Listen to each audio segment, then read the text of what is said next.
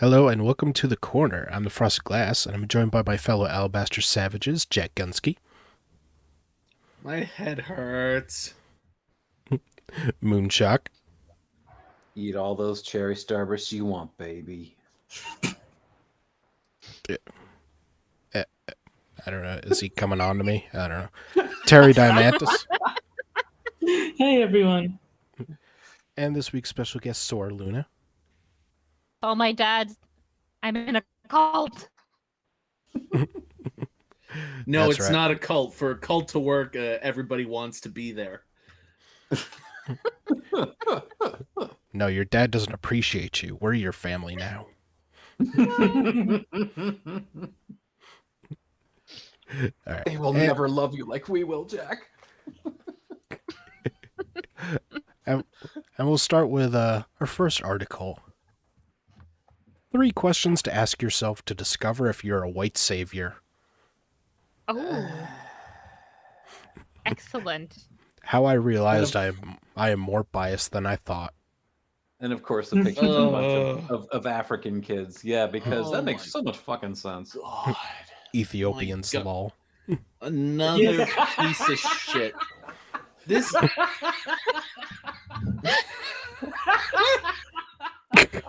Wow. Wow, that got him. It's the lull.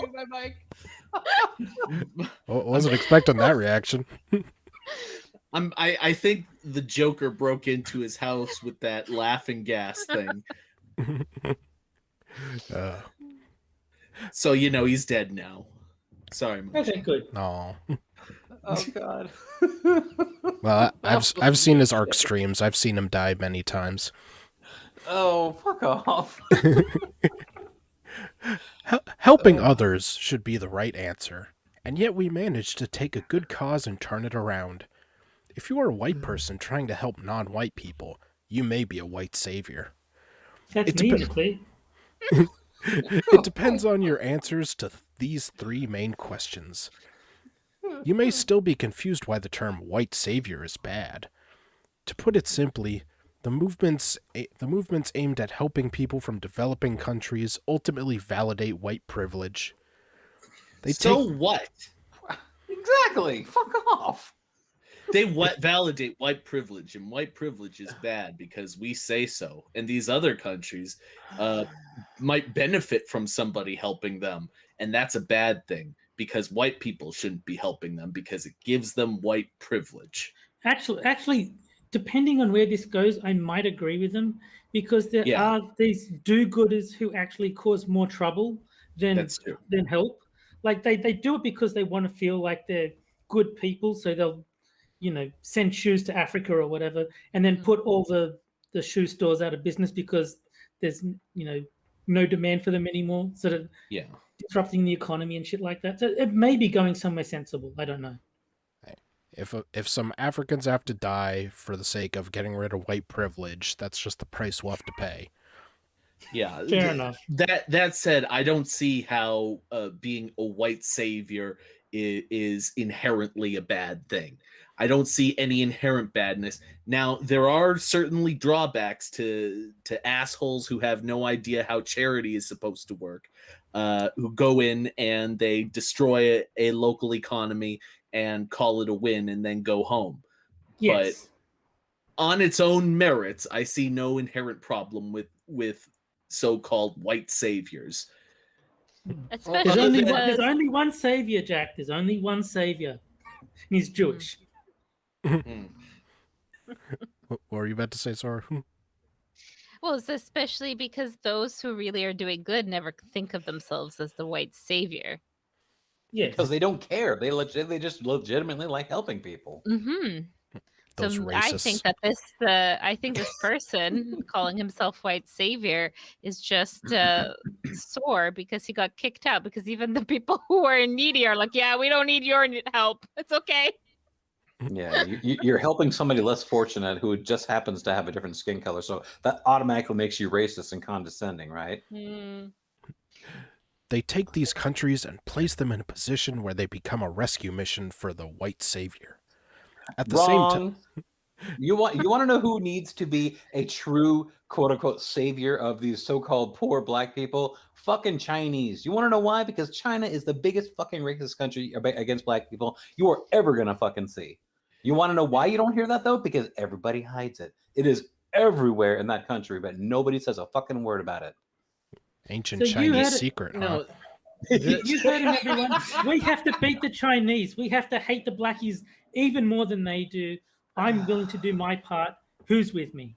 That's it's right. just the whole concept of the white savior is perverse because it was invented to make sure that people are perpetually in a state of being racist.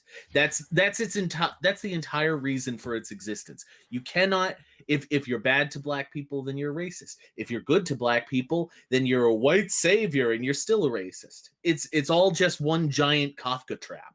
Jack, shut up, you fucking racist. Yeah. It's a bullshit term invented by actual racist people who view everything through the lens of race, and then they call it critical race theory, and they say that somehow makes them not racist, even though it is the actual racist ideology that they purport to hate. But it's critical. It's right there in the name. We need it. At the same time, who was responsible for misfortunes such as slavery and colonization? The same white people. Wrong. Okay, no, that's wrong. That is completely fucking wrong. That is the biggest fucking lie I've seen so far in this article. I'm sure we're going to see plenty more of them too. No, Every only race white has people. every race has held slaves. Every race has been enslaved. Every Mhm. single one. And It's guess like what? war was a thing.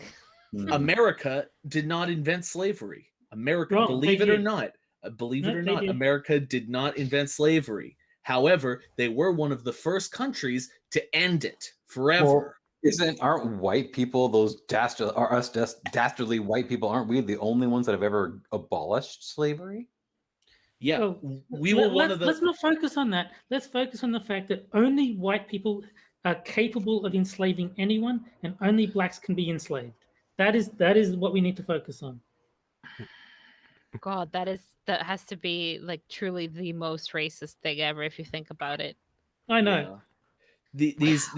These people are total and utter sociopaths. They base all of their arguments around one central conclusion to make one specific group the ultimate victim, and one specific group the ultimate victimizer.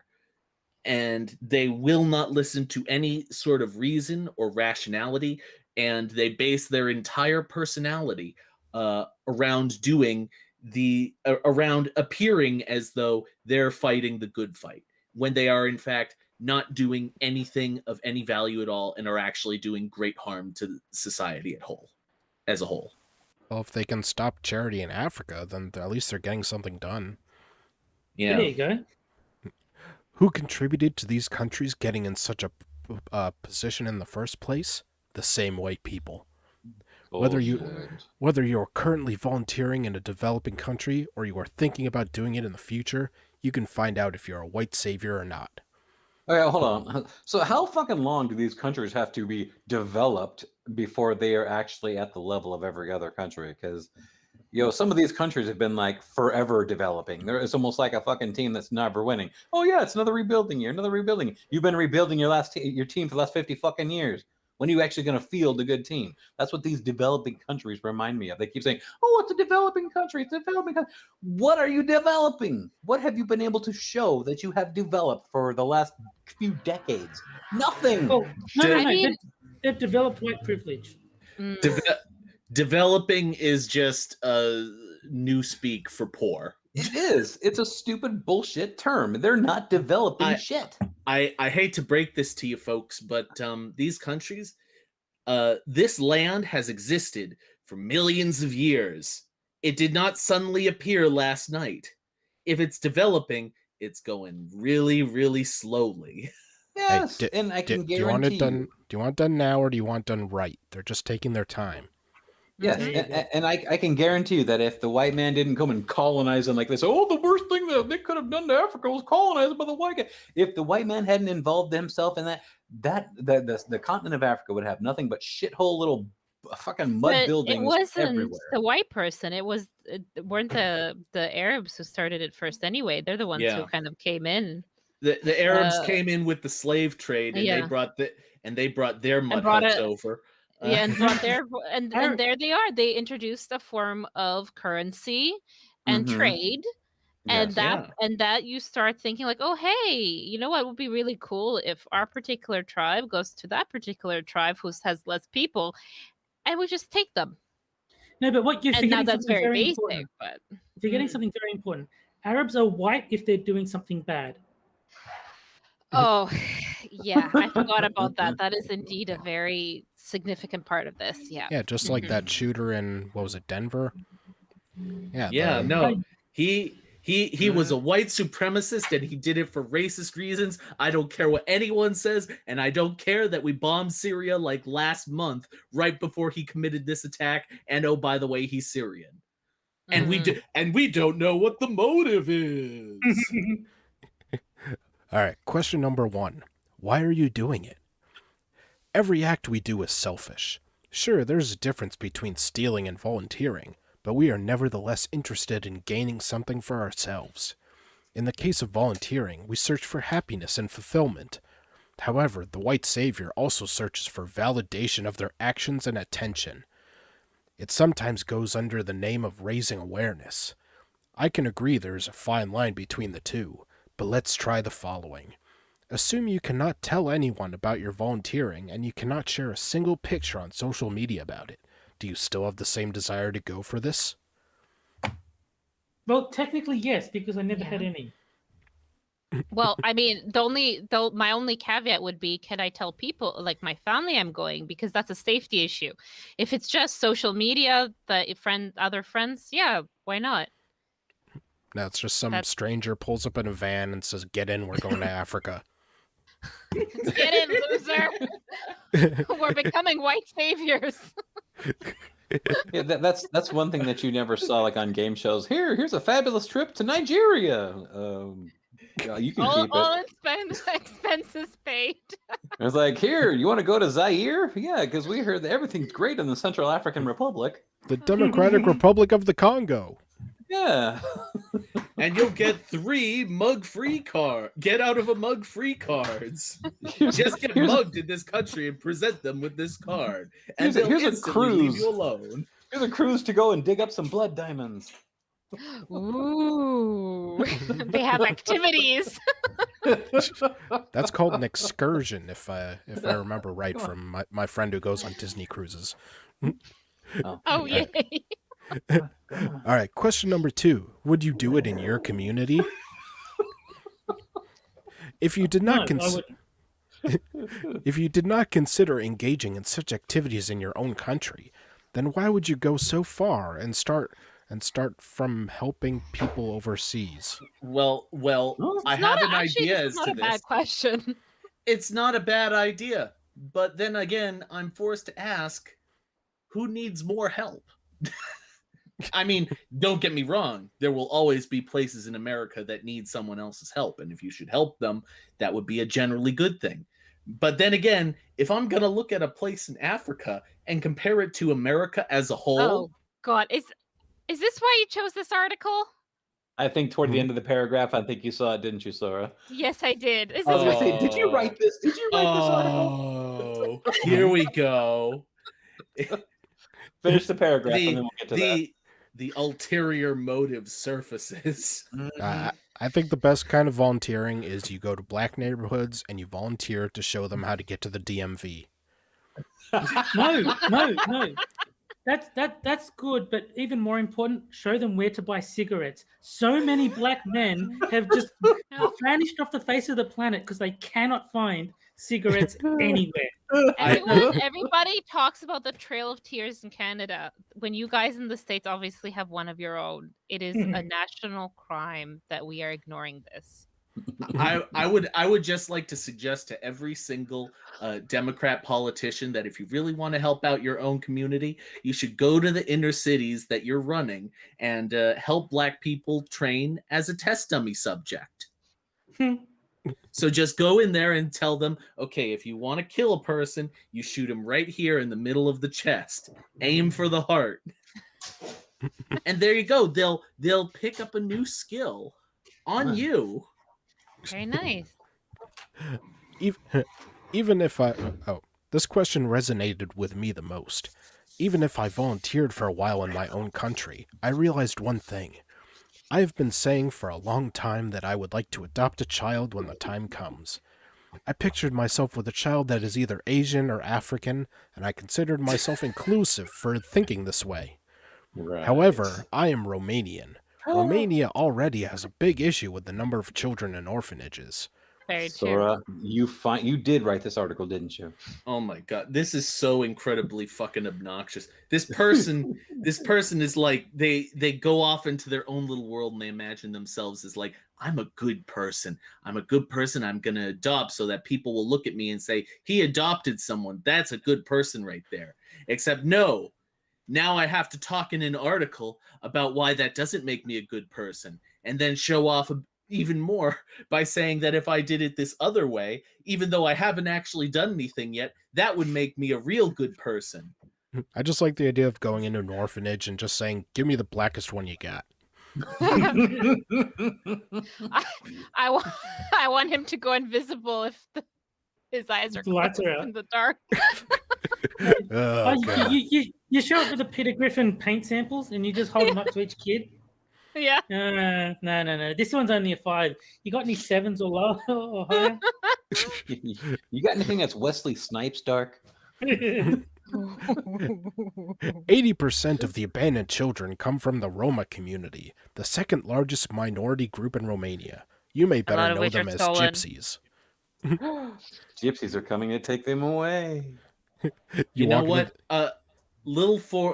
This person's gonna adopt a little foreign kid, and the little foreign kid is gonna grow up and is gonna be just as horrible and conceited as this human being is, and they're gonna make this human being's life a living hell. And the other person, and they're going to be afraid to set their own kid in line because they don't want to talk down to a black kid. All right, here's your new gypsy kid, and it's V. It's a bit trollish. Can I exchange?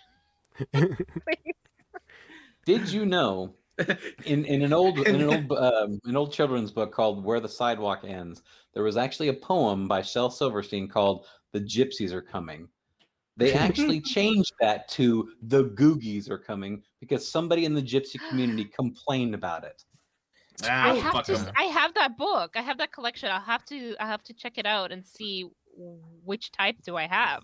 Oh, Yeah, You'll know that you have the original if it says Hold The on. Gypsies Are Coming. I have the book right here from my unused bookshelf. Jack It's, doesn't know how to sorry. read. Is the I know Gypsies Are that. Coming? The Gypsies Are Coming. Is that when you star in the movies yourself? Yes, but anyway, in that book, there's a picture of a woman who looks like she's very hunched over. She's got really long, stringy hair, and she's got a bag behind her that she's holding over her shoulder, like because she's taking kids. And the poem itself says the gypsies are coming to take them away, and I think the very last one is they don't take the bad ones because they offer like certain amount of money for different kinds of kids.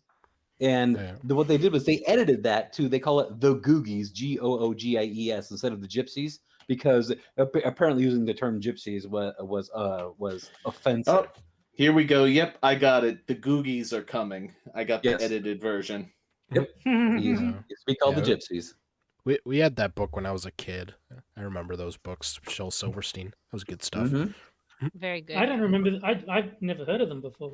There's two of them. Oh, There's he's- Where the Sidewalk Ends and a Light in the Attic. Yeah, he writes like short, like comedic poems. Kind of like He actually for actually kids and used to- family.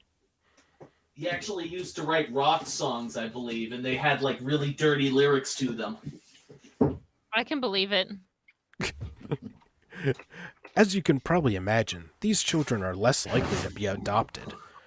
Therefore, if I want to adopt a child, I should better focus on this kind of group instead of flying to Africa.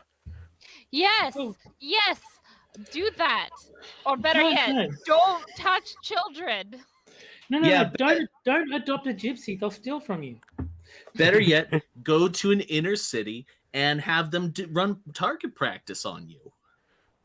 And there you can get out all of your negative feelings about black people. Is that going to be your solution to everything tonight? To have these people kill themselves, yes. Just do me a favor, author, and kill yourself. Jump off a building. Do it. You can help the environment that way. Don't you want to help the environment by reducing the amount of carbon dioxide Yeah, your useless brain contributes to the atmosphere? Don't you want to help the environment by not using so many fossil fuels driving to your pointless job? No. Better yet, you don't want to be a white savior. So by donating your organic matter, you can actually promote better crops in your own country. So you're not actually impacting those of a different race. There you go. There you go. Organic farming 101. You know how when someone's like on a ledge and they bring someone in to like talk the guy down? Like Jack should start his own company that just provides counterpoints to that. Donate your body to science after you die. That way you can help a black student learn to do surgery on a human cadaver. Donate my body to excellent. feed Africans. Question number 3. Are you aware of the negative impact? You may think how good you are going to feel when you offer your time, energy, support, and love to people in need. And there is no problem with this. However, you should look at the situation from these people's perspectives. You are a stranger who offers help in the short term, then leaves. For example, working in this way with children can be harmful.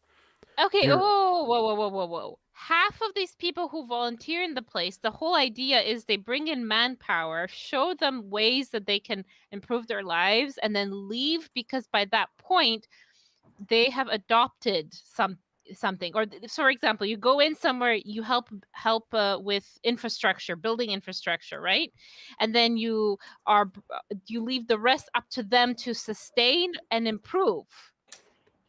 That's not a short-term solution. That is just giving a boost for a long-term goal of sustainability. Oh God, this person's infuriating. And what's and adopting those things, what's that called? Colonization. Yeah. Let's see. They are a vulnerable group that can be left with feelings of abandonment and attachment issues. Moreover, What are these people like different from anyone else across the world? They are a different breed. They're capable of much greater feelings of emotion than you or I, and their simplistic minds can't work around the idea that you might have to leave someday and go back home. they become attached to you like baby ducks when they're first born. Yeah, it's so fucking conceited. You have so long Jesus to embrace Christ. on them. You're just walking down the street with a trail of African kids following you.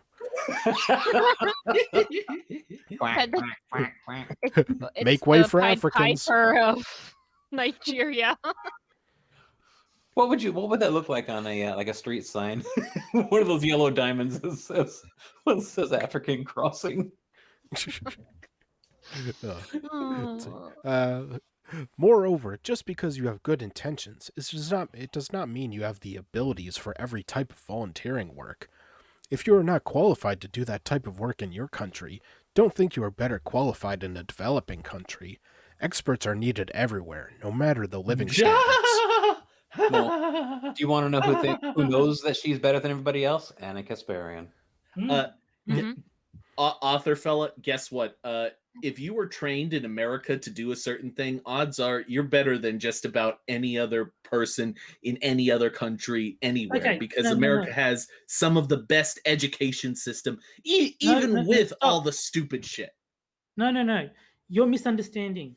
He's not talking about trained professionals assuming that they're better than the locals. We're talking about the bored housewives who think, I'm going to go to Nigeria and help. Like the do-gooders who actually don't know what they're doing and cause problems. So I'll give him this one. If you're just a know-nothing American, you won't become a better expert than the local, construction workers just because you want to help. So I'll give them this point. Well, okay, well that's fair. And considering the type of people who would write an article like this anyway, I'm pretty sure that this guy is useless at just about everything. Yeah, well, he's shit at writing articles. Yeah, I mean, if you write for Medium, then odds are you are a useless human being. And you know what would make you more productive to the world is if you were to kill yourself. If you were to just die. Just die. And that's all you have to do. And then net benefit. There seems to be a recurring thing I'm picking up on. After all, these people do not need the help of white people. They need better instructed locals. When you choose your volunteering type of work, choose wisely. Working with adults may be less appealing, yet more valuable than working with children. Donating money is, in some cases, the best you can do. Volunteering should be focused on long-term solutions that can slowly remove the foreign volunteers from the picture. Oh, we need to get the foreigners out. So, as someone who knows this is what happens in Romania, there's a lot of camps that bring in American students, usually university students, over the summer, where they volunteer taking disadvantaged Romanian kids, whether from orphanages or just from like disabled kids, and it's a summer camp. So they go for a couple weeks, they take them around the cities, they camp, they do that kind of stuff, sort of like Easter Seals camp in North America, that kind of stuff. Easter Since seals? you're so maybe that's something that's only in Canada, sorry. Why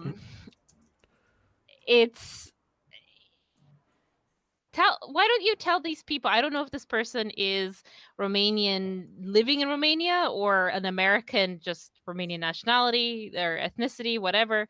But how about you tell those people to go fuck off then, right? They're here, they are coming in and helping the people that you are not you're not considering to help, because like you even mentioned earlier in the article, you're thinking, oh yeah, I want a designer child, Asian or African. I'm not thinking of adopting local. Like they're like a Gucci child or a Chanel child. It's like one of those things, buy local. It's a limited edition, right? Yeah, you don't see them as often. Obviously, I'm just going to head over to the local farmers market to pick up a child. I'll take the Prada child, please. You get in there, there's a small fence, and all the children are just wandering around, not knowing what they're doing there. You just pick one up, and there's like a little contest where if you catch the little child in the mud, you get to take it home. Bombing for toddlers. A ring toss. If you get it around their head, that's the kid you get to keep.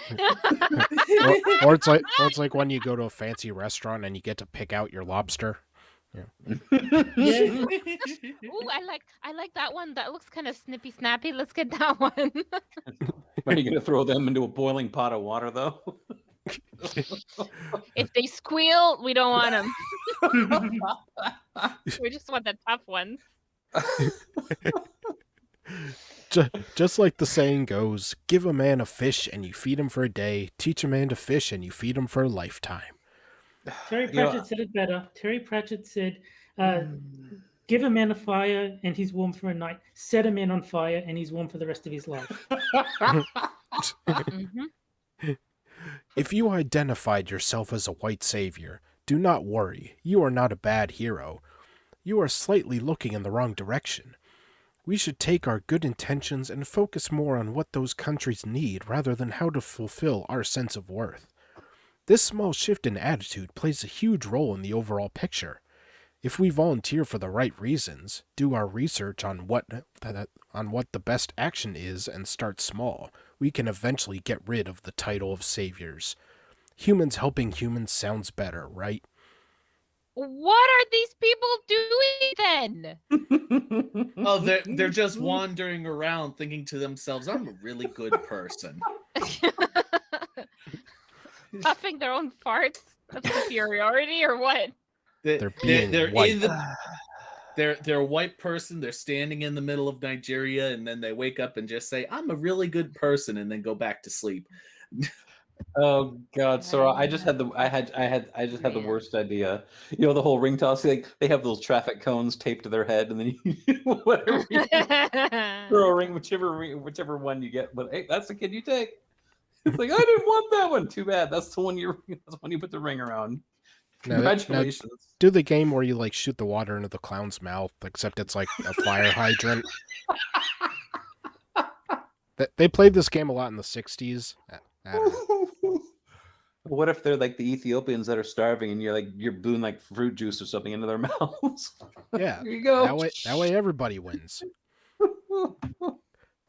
All right, and with the end of the first article comes our first game. And this is a game I like to call Sad Libs. Yay! But they're very happy. And this is the game where I take 4 headlines from Medium articles, take out one word, and you guys have to fill in that word Mad Lib style. And then the chat will be able to vote on which one they think is best. And I think I got the chat polls working now, so that should should work this time. All right, so Jack, I need an adjective. Ugly. No, wait, that's a pronoun. Ugly is an adjective. Yeah. Okay, yep, sorry. Nope. All right. Okay, Moonshock, I need a plural noun. Ethiopians. Lol. You don't put the lol, of course, but just Ethiopians lol. Dash lol. Terry, I need a plural noun. if you want to put the lol at the end, go for it. Okay, I am Australian, so I'm forced to go with cunts. Oh, jeez. That's a term of endearment in Australia. And Sora, I need an adjective. Sparkly. Oh, isn't that just like her though? So wholesome. Exactly. Oh, part of the cover. When I was like, I have a sparkly clitoris. What? All right. Didn't they used to bejewel their like they had the merkins Bejewel. bejewel that area? It was a thing. Wouldn't it be vaginal? Probably, right. yeah. So Jax, I'm ugly and gay. Here's what I've learned. Well,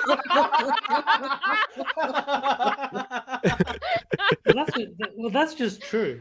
That's just a true statement about Jack. All right, Moonshock. Is it true what they say about sex with black Ethiopians? Lol. All right. No.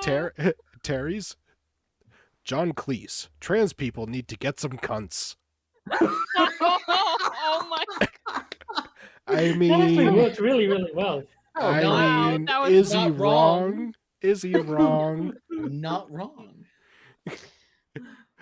All right. And Sora, you don't have to live with a sparkly vagina. Oh my god. I think that But one you turned out should. pretty well. Yeah. The John Cleese one, I've actually read that article. Well, I The assigned it to original you one, not because the one about cunts. I assigned it to you because it was John Cleese. Yeah, but the real one, not the one about cunts, obviously. All right, I'm gonna start the poll now. Instructions on how to vote are up on the screen. I would So just like two. to claim the patent on the vajazzler. So we've had juicy hymens, sparkly vaginas, and what was the one with the uterus the other night or the other week? Slimy, was it? Slimy Yeah, uteruses. yeah. We're covering all the bases, damn it.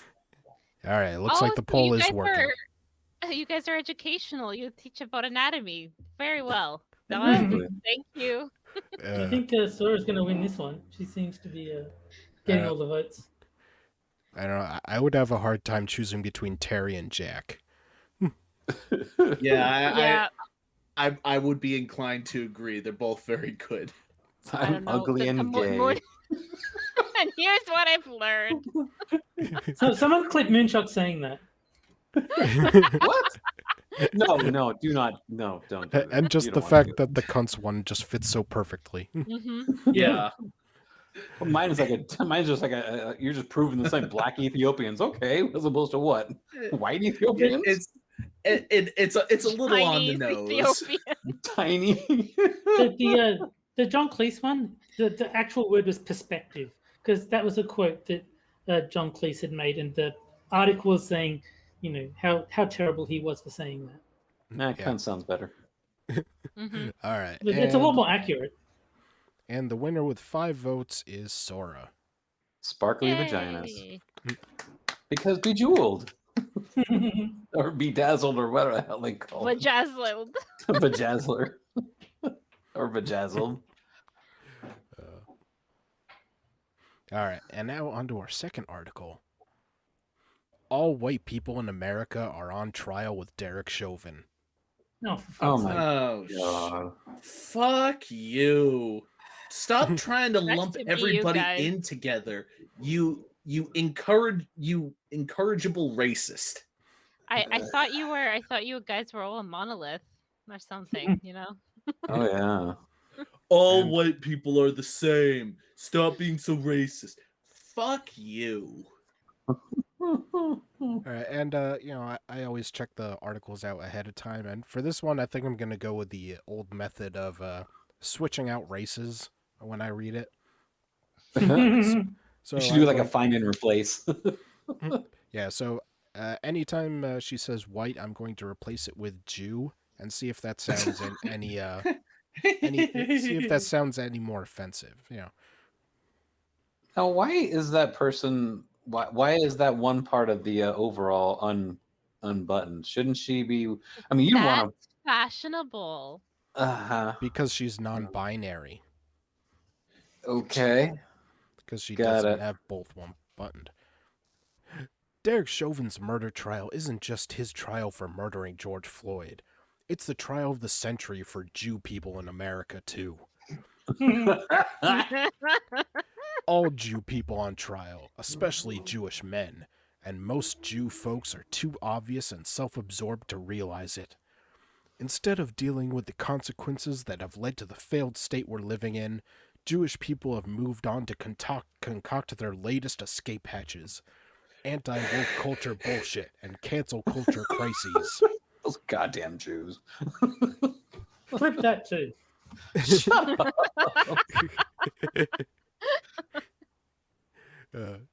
He's ugly, gay, and anti-Semitic. Oh, the whole package. How nice. It's the equivalent of race-baiting allegations, just more Jewish fuckery, sponsored by Jewish fragility. Except the magical powers of their bullshittery doesn't work anymore. For those of us who understand the pathology of Jewishness in America, it's no surprise. In fact, it's expected. Jewish fragility. Is that because they were in the ovens too long? Yep. Aw. Uh-huh. No matter how hard Jew folks try to deflect from the actions of Chauvin and Jewish people all across the nation, the world sees through Jewish supremacy now. Jewish people living in Jewish New worlds. world order. Jewish people living in Jewish worlds are living on borrowed black and brown time. The world is cross-examining Jewish people and Jewish supremacy in America. God. Jewish supremacy is under examination. Jewish people did that. Jewish rule is under examination. Jewish people have abused that.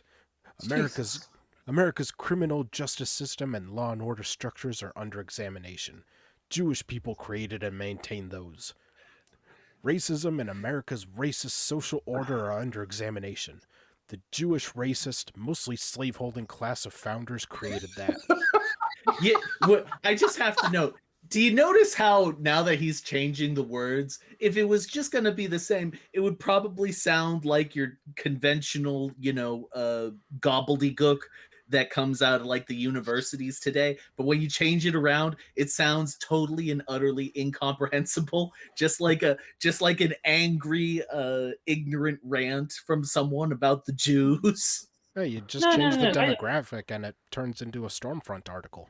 I was going to say, it sounds like Frosted is reliving his Stormfront days when he used to hang out there for content. Yeah, That was only for the horseshoe game. Adolf Hitler write this article? It just sounds. Oh, sorry. It just sounds like it's foaming at the mouth anger. The Jews. Damn the Jews! Like the little cartoons with Lex Luthor throwing his fists up. God damn you, Jews! Curses! I'll get you next time, Jews!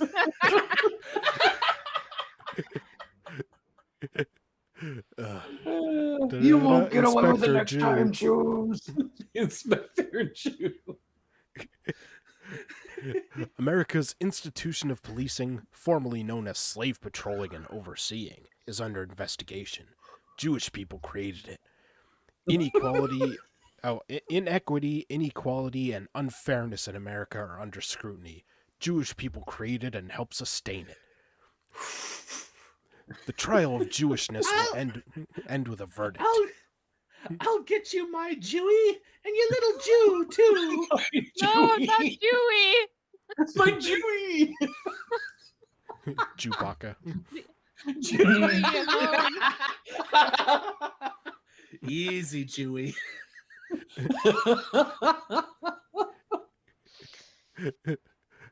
Droids aren't known to rip people's arms out of their sockets when they don't get a good deal.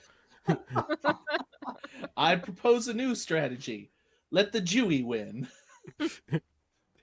The trial of Jewishness will end with a verdict, and Jewish people will have to deal with the fallout. It's what happens in all failing states. The ruling class is losing power, and they are doing all they can to pretend nothing is happening. Jewish-run state and local governments all over the country are building escape hatches and developing reinforcements in an effort to prevent the inevitable, but it will not work this time. People of color are also on trial. Derek Chauvin and his Rainbow Coalition of complicit brothers in blue are the epitome of everything wrong with America. Epitome? Does this person not know how to fucking spell epitome? I'm guessing Or it's is epitome the plural? Yeah, I'm guessing it's plural. Derek Chauvin is presently the representative of Jewish America, but a rainbow of people kneeled on George Floyd's back, including an Asian police officer. Being that black people are being subjected to being better allies to Asians, our claims of anti-blackness among Asians and other people of color come front and center. Jewish people have created systems that pit us black and brown folks against one another, against our own interests, for a paycheck and some fringe benefits. This is just turning into like This an is all-out God. racist screed, isn't it? This is that crazy guy who smells on that sits on like a egg crate or something like that and shouts in your downtown near you, you know? Ah, the white people! Ah, the Jews!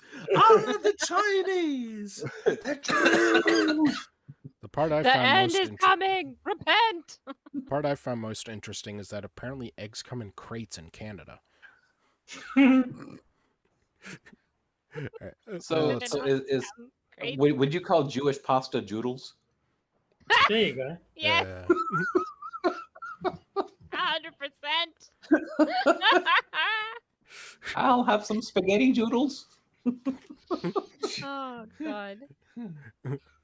Jewish people have trained other people of color to be violent slave patrollers and overseers, police, of plantations, communities, and a lot of us can't see the big picture. The career choices of people of color are on trial too. Their anti-blackness will be examined as well. Jewish everything is on trial. Jewish apathy, callousness, and the calculated cruelty of Jewishness are on trial. The Jew smirks, Jew lying, Jew denialism, and Jew power dynamics are on trial. Holy shit, this article. I know, it's so anti-Semitic, isn't it? Jewish men in high places are on trial. People of color engaging in gatekeeping on behalf of Jewish people are on trial. The trauma Jewish people cause that black folks live with over lifetimes and generations is on trial. The world is watching this trial and broadcasting it live for their citizens to see America in a way I can't say I've ever seen before. If you haven't been watching international news coverage of the trial, you should. Most first world nations are not only watching Derek Chauvin's trial, but they also have journalists here on the ground in America providing insight, nuance, context, and racialized commentary on the cruelty of Jewishness and the long-standing imbalance of power over African American communities that Jewish people have yet to come to grips with, let alone change. American Jewishness is on trial, and so is this sham pseudo-democracy. If Jewish people get this wrong, the end of America is going to be arriving a lot faster than most folks anticipated. The end of your America, perhaps. I think he needs to be put out of his misery. It'll be like a mercy, you know. Oh, That's Jack's idea. You can't take it, Sora. I can second it. All right, this Oh, part heard it. this part sounds bad. Too many soulless Jewish people are oblivious. They're ginger Jews. Hey! I'll have you know that there are two gingers present here, thank you. Unaware of what's getting ready to happen. There is something happening spiritually on the earth that I cannot explain. If you don't have a spirit, or if your spirit is distracted, you're going to miss it.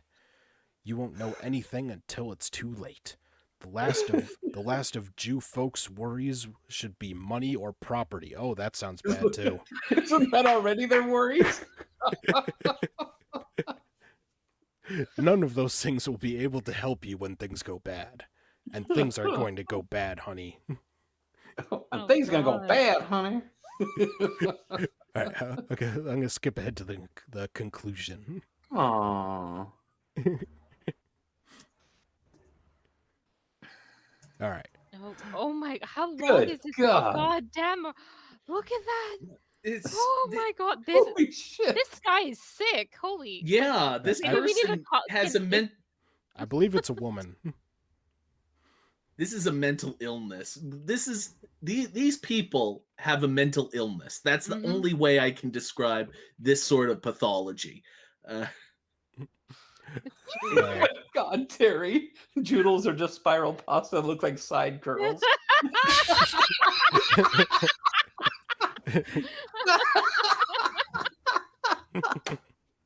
How do you cook your joodles? The Hasidic way.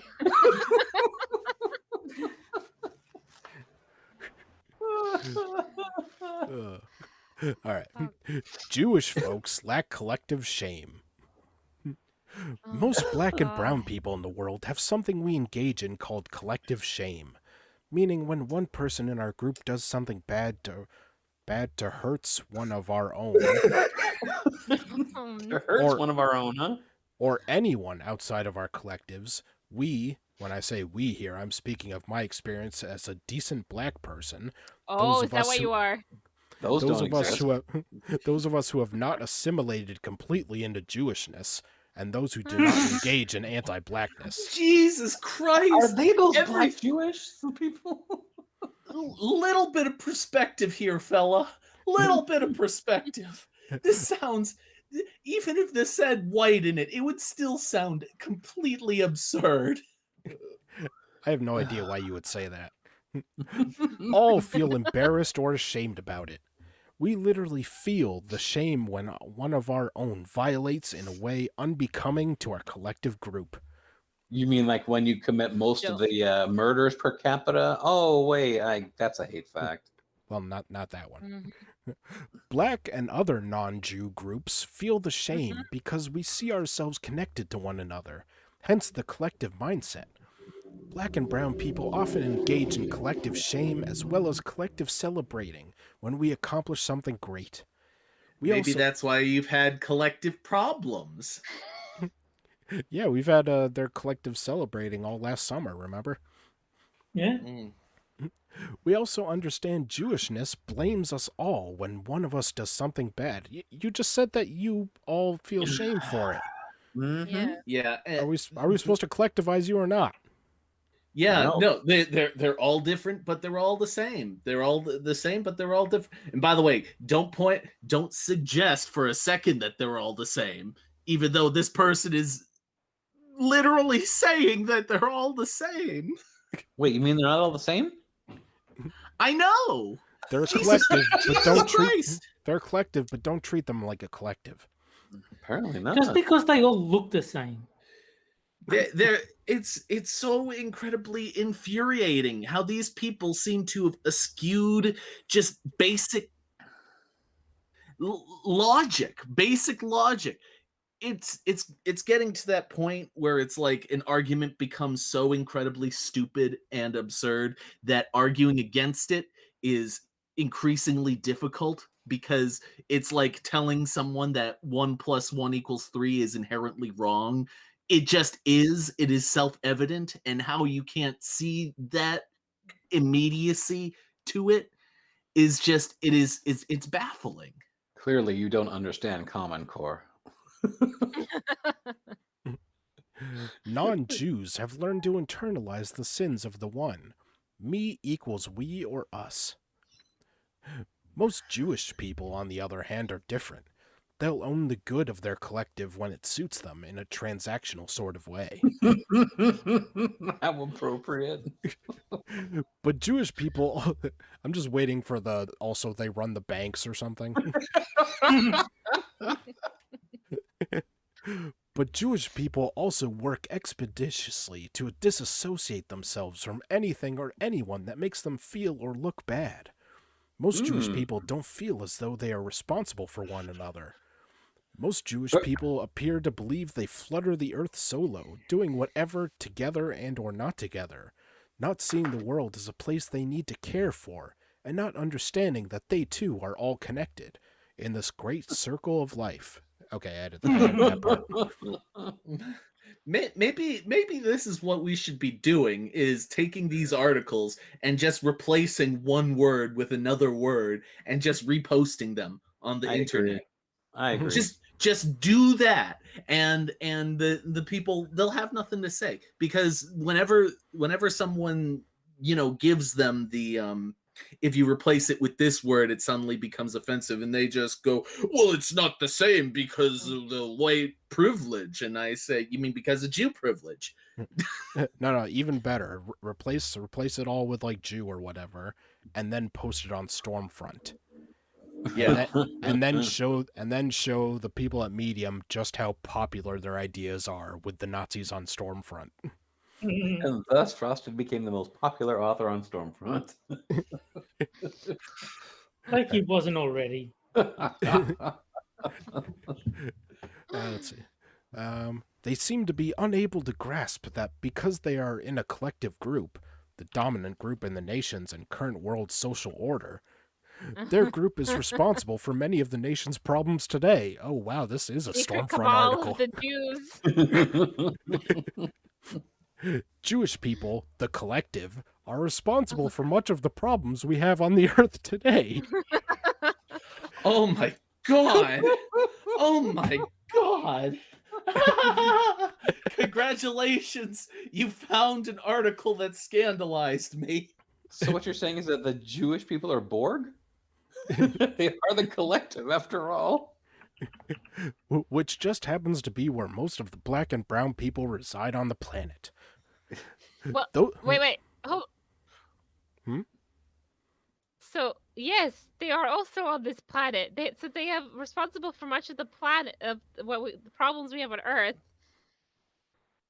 Okay, sorry, I misunderstood that sentence. No, continue. Sure.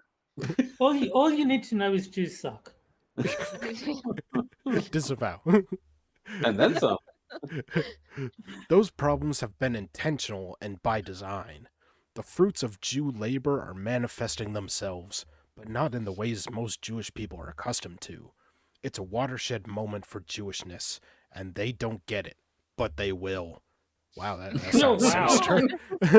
Wow. Jesus So Christ. threatening and violent. Is this a school shooter manifesto? Second What it Holocaust. Wait, Frosted, is this a Medium article? I'm pretty sure. Oh In my god. in unrelated news, Alabaster Savage seems to be catching on because I just got a notification. Jack Cochran just used it in a tweet. So we're influential. We're influencers now. Awesome. I think we need to make that a hashtag.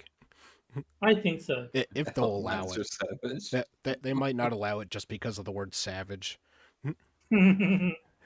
As I've said earlier, it's not my place to tell Jewish people how to fix Jewish people's shit. It's hard enough. It's hard enough. Fix your shit, Jewish people. It's hard enough trying to survive the minefield of systems and institutions set up to be obstacles for black people in this country. I'm just the messenger bringing the news. I hope Jewish folks are soul-searching and demanding change in their spaces, but if not, it's okay too. The world will know what you did and didn't do. The world is watching you, Jews. The world will know, Jews. Jewish folks can keep walking around in a bubble denying Jewish supremacy all they want. That bubble they've insulated themselves in is going to burst soon, and everyone in the world is going to learn the truth about Jewish people in America. God. Oh my god. Oh, I can't wait. Derek Chauvin is on trial for the murder of George Floyd. Jewishness murder him. and all Jewish people in America are on trial too. You all made a murder by Derek Chauvin possible because so few of you refuse to change, and that's a problem the world is getting ready to solve for you. He didn't murder him. Oh, wait for it. If Jewish people won't change on their own, the world is going to force them to. Dun, dun, dun. Oh my god. Dun, dun, dun, dun, dun, dun. It's like it started out funny and then progressively got sad and then got scary and then kind of circled back and became funny again. I feel like this person's apartment should be checked for bomb-making materials or something. Yeah. Look for manifestos, shit like that. And yeah, it looks like it's a woman who wrote this. Marley K. Yep. Amend the 19th. Oh, a sassy writer of unvarnished thoughts on anti-blackness. I'd say think, it's unvarnished. she confuses, Aw, kind of like hate speechy with sassy, because those are Okay, two yeah, different true. things. Yeah, what was that, Terry? Oh, yeah. Oh no, I thought YouTube ate my comment again, but Oh. it looks like it went through. Written by you, Nabomber.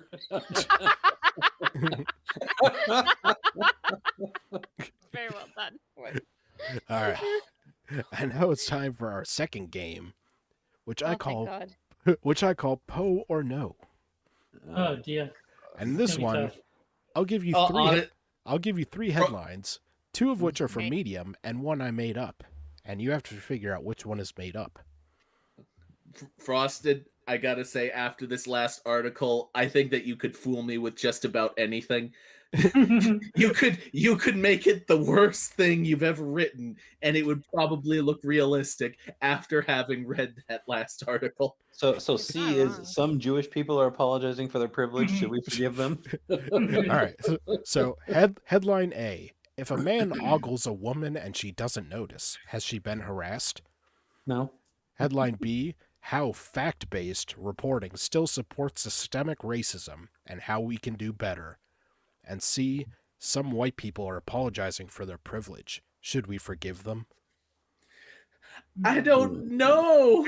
I think B's the Poe. And Because the the other chat two. the chat can also vote on which one they think is fake. The instructions are up on the screen. I don't know anything anymore, man. I'm terrible at this one. I think I've never gotten this right at all, ever. See, I'm just gonna take a guess. A. Just put me down for A. I'm gonna go C. Cause fuck it. I think we finally broke Jack. Oh, you're not allowed to vote, you cheater. Oh, I'm not. Oh, sorry. It's too late now. All right. So Jack goes A, Moon goes C. Terry? I'm gonna go B. All right. B. Sora? B. B. Sorry, Luna. I don't like this game anymore, man. It's too real. All right. It looks like the chat has gone with B. And the answer is B. C is fake. Oh yeah. Wow. That like I honestly B is the most like well done. I was between B and C, because I don't know if I've seen it before, but something about A struck me as familiar. There was something like a year or so ago about how like if a guy thinks about a woman while he's masturbating, that's rape. Something Yes, like yes, that. I remember that. If you're fantasizing about someone, you're raping them, even though they have no idea that you're fantasizing about them. I think I'm that's what it was. So I'm like, oh yeah, the A is totally legit. Like it has to be. The thing is that at this point they all look familiar. They all look the same to me. All Medium articles look the same to me. They all look plausible. They all look like I've seen them before because in one form or another I probably have. No, because with C, I wasn't 100% sure, but it seemed like I might have seen it before. Like I mean, obviously Frosted is good at making the fake names, but yeah, I was like, I think I might have read that or read something similar. So that good job, Frosted. Very, very hard to pick. Yeah. Thanks. And I like how the first one is like, the equivalent of, if a tree falls in the woods and no one's around to hear it. All right. And if you thought the last article brought up ideas of, Third Reich type ideas. Oh no. Our third article. So what do we do with these black conservatives now? Oh no. Okay, what do we substitute black with this time? How about Chinese? So we have to solve the black conservative question. And there's Candace Owens. How about this? Just wait. No, you can't take out the word black because they're gonna compare it to other. My first thought was take out the word conservative, so it just says. So what do we do with these blacks now? but they're just gonna have other black people for comparison, so it's gonna sound self-contradictory. Is there a word that can replace conservatives? How about Democrats? Thugs. Coon works because that's what they think they are. These black coons. Yeah. It would be like Uncle Tom's. So what do we do with these coons now? Yes. Oh God. That's worse. For sane and self-aware black people, the most natural of all political reflexes is to feel hatred towards Candace Owens. She certainly does everything she can to inspire intense hostility from us. By all appearances, standing in opposition to us and everything that matters to us is not merely her vocation, it is her religion. Our contempt is her bankable currency. Is she like burning down ghettos or something? What the hell is this woman doing in their eyes? She's disagreeing with them, and that's far worse. Yeah, exactly. You can burn down a black business, but don't you dare disagree with the hegemony. Yeah, burning down black businesses is what BLM does, and they love BLM. Yeah. And honestly, it makes me hate it all the more because I still don't like Candace Owens. I still think she's a grifter. Oh, and yeah, so 100%. Yeah, and so I think she's pretty, so I can forgive a lot. Honestly, I still think she's a grifter, and when people are, it pains me to have to defend her like this, but these people force my hand because they're accusing her of absolute bullshit. And I know that And I know that even if she was genuine, they'd be pulling the exact same arguments. And I would be defending her in that case. So I have to defend her now as not to be a hypocrite. But we must proceed with caution. Once committed to our wholly justified animus toward her, we find ourselves generating a surplus of hostility, more than enough to spread around to Larry Elder, Clarence Thomas, and the rest of the old school shuffling crew. They deserve it, after all, because they are the ones who laid and greased the tracks for her inflated profile and outsized role in American political discourse. They made her the official mascot of black conservatism for the social media age. I think Wait, she's so- actually been replaced. There's a half black conservative is filling Candace Owens' shoes these days, I think. So Clarence Thomas to these people, this is like the single most impressive black person in America today is Clarence Thomas. He is a Supreme Court justice. He is respectable. He is highly intelligent, and he sounds like a very nice guy.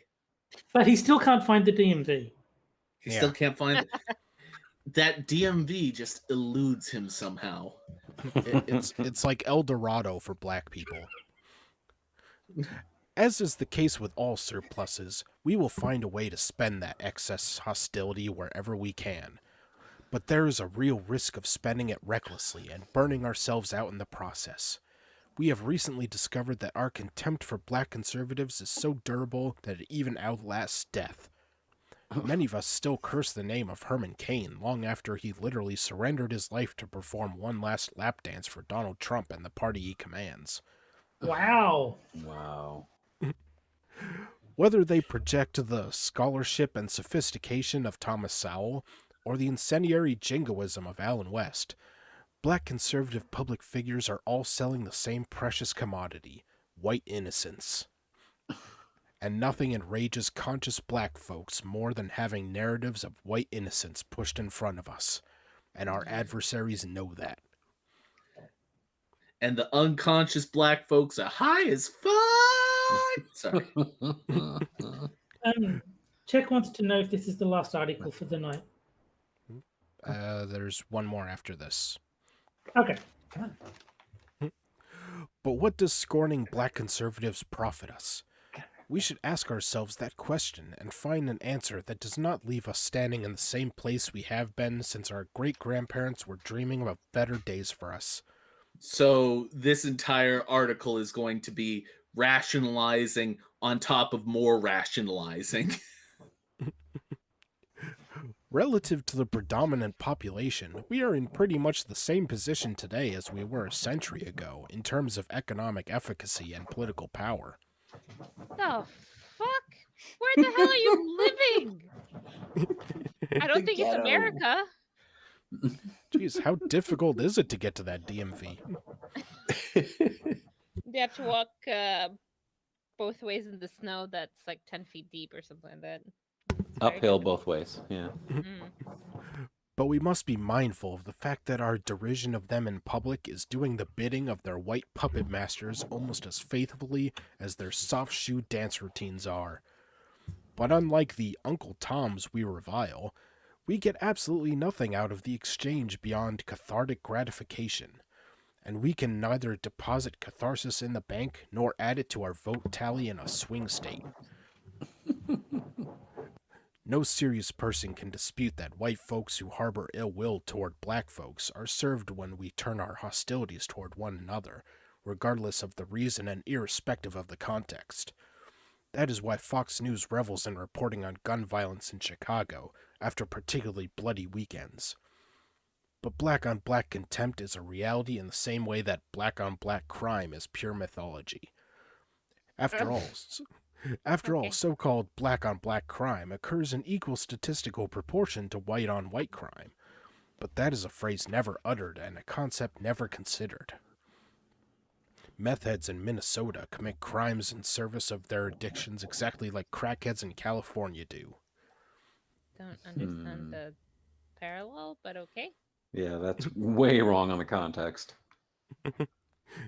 On the basis of our self-contempt, Black folks have been dealing with each other with violence, depravity, and disregard for centuries. From plantation culture way back in the day to prison culture in the present day, we have practiced inflicting grave physical, emotional, and psychological injury on each other, while unwittingly serving the needs of the white folks that disdain us all equally. Yes, because every white person hates every black person just because we do somehow. Yeah, that was my understanding. Of course, well, obviously, what this person's saying is, I mean, this is, if it's on the internet, it must be true, of course. But goddamn, I never knew that I hated people so much. This dynamic is hardwired, but we need to rewire it because during all of that time, we have never come close to achieving parity with the white men that founded and funded this nation on our backs. Perhaps, Right.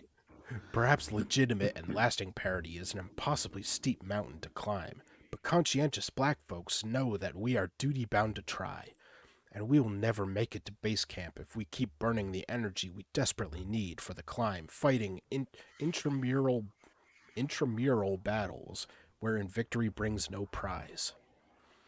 Attacking Candace Owens is perfectly useless when we could and should be attacking the legislators in our respective districts by name who are passing bills to suppress our votes and hijack our political progress.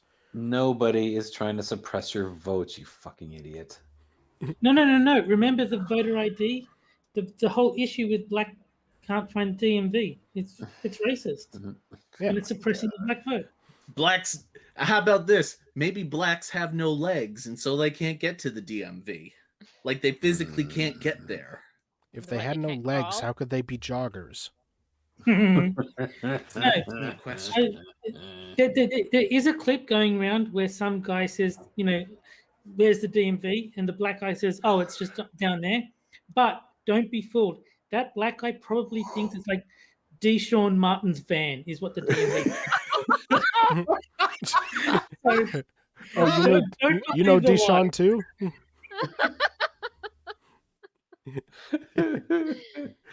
He always sells the best crack out of that van. While I disagreed with both the premise and the thesis of Charles Blow's book The Devil You Know, he offered the invaluable observation in the first chapter that outrage is an expensive emotion. He posits that it is exhaustive to the point of chronic inefficiency, and it cannot therefore sustain any long-term objective. To it takes a great deal more than hating your adversaries to achieve victory over them, even if those adversaries are begging you to hate them. I would agree with that. Yeah. Black conservatives do little more than trigger outrage and should be treated with the same level of seriousness that we treat our annoying colleague who thinks it is cute to bring her unruly little dog to the office. It may be noisy. Wow. Dog Nice, is Wow. nice comparison. Holy shit. So is he comparing is he comparing her to the annoying woman or to the dog? I can't tell. I'm guessing the dog. Is a chihuahua. Oh, it's clearly the dog because the dog is the one that's yapping and being irritating. It may be noisy, it may be irritating, it may not even be housebroken, but in the end, her pet, is not changing anything about how the office runs. Black conservatives are that pet. There we go. How absolutely unbelievable. You just compared a black person to a dog. How am I supposed to take anything you say seriously? To a pet. Now, I will clarify. Okay, so it's bad that she compared it to a dog because the correct comparison is to a monkey. Oh, I'm sorry. Is your black person housebroken? Now, She just compared Thomas Sowell. She just compared Thomas Sowell to a dog. yes. Holy fucking shit. It's not just the offensiveness, it's the arrogance. The arrogance to see someone as intelligent as Thomas Sowell and be like, he's just a no good dog. Look. His uncle what now? What's his first name? I mean, it's kind of a giveaway. It's just it's horrific that people can be this arrogant, this self-centered to say things that If are just, Thomas Sowell was that smart, he would be agreeing with them. He doesn't, therefore he's a dog. I don't know how they can make it any clearer to you. That's right. it is genuinely upsetting hearing people like this. To be fair, I recognize the allure of being a black conservative. At some point on your personal or political journey, you are told by some white person some version of this fairy tale. You are different and therefore better than those other blacks. They see themselves as victims, but not you. You stand on your own 2 feet and think for yourself with that big, beautiful black brain of yours. Those others are always begging or blaming the white man when they should be more like you, taking responsibility for yourself like a true American. And because of all that, you can really be a star in our political party or on our lecture circuit. You can help deliver some of your people from the weakness and ignorance of liberalism. The Democrats are the true racists because they were the party of the Klan and Confederacy after all, and we were the party of Lincoln. I mean, where's the lie? Yeah. Imagine that you are a black person of meager talent but grand ambition, and you hear that message from a credible source. That is an easy sell. You are likely to buy that story, even if it means smiling and glad-handing with unrepentant racists. Yeah, because it's true. That's besides the point. The trade-off is probably worth it to you, but should any consternation begin to dampen the enthusiasm for this Faustian bargain, there must be a soothing internal What's dialogue. Faustian about? What's Faustian? You haven't convinced me that these people are evil. There's no evidence. Has there been any evidence of anything No. in the last 3 articles we just read? Has there been the slightest scrap of actual evidence? Because that's what Thomas Sowell would say. If this person calls him an unrepentant racist or a coon or whatever, he would say, "Show me the evidence." And then they would point to him disagreeing with woke politics. And what more evidence could anyone ask for? Yeah, Because honestly, that's the greatest piece of advice that Thomas Sowell has ever given anyone. He just says, "Show me the evidence," and these people are unable to do it. No matter where you go to, they're unable to provide a single scrap of evidence, and they expect you to believe what they say without any regard for actually rational thought. So when he said it, did he say it all cool, like, show me the evidence, like Cuba Gooding Jr. from Jerry Maguire? No, he didn't quite get that far. Well, then I can't take him seriously. Yeah. Well, I mean, he's just a dog, so. Exactly. Well, that's why Jack's defending him. Jack's a pug. He's got to defend the other dogs. It makes sense now. Because dogs are a collective. Let's see. There must be a soothing internal dialogue along these lines. Why be just another anonymous black person who votes Democrat when I can be important? Those who scorn me are just jealous of my platform, position, and profile, so to hell with them. I believe in God and go to church anyway, so this is truly where I belong. And wasn't Frederick Douglass a Republican? Yeah, I am just like Frederick Douglass. Wait. So this person is, first of all, mind reading, and second of all, people like this person compare themselves irrationally to all sorts of grandiose bullshit all the fucking time. And then someone compares themselves to Frederick Douglass? How dare they? No. They didn't compare themselves to Frederick Douglass. This person assumed they compared themselves to Frederick Douglass and then attacked them for it. Yeah. No one actually said, I'm like Frederick Douglass. This author is like, I bet they think this, and I'm going to attack them for what I think they think. Yeah, it's the ultimate straw man, because it's not just because a straw man is taking someone's argument and modifying it a little bit to attack that instead. No, this is a person who is making up an argument that the other person didn't make whole cloth and then attacking that. This argument is coming from nothing. Yes. It's coming from thin air. This is the reason why Michael Steele can be so thoroughly misused and abused by the Republican Party, join the Lincoln Project to help defeat Donald Trump, yet still cling to his membership in the GOP.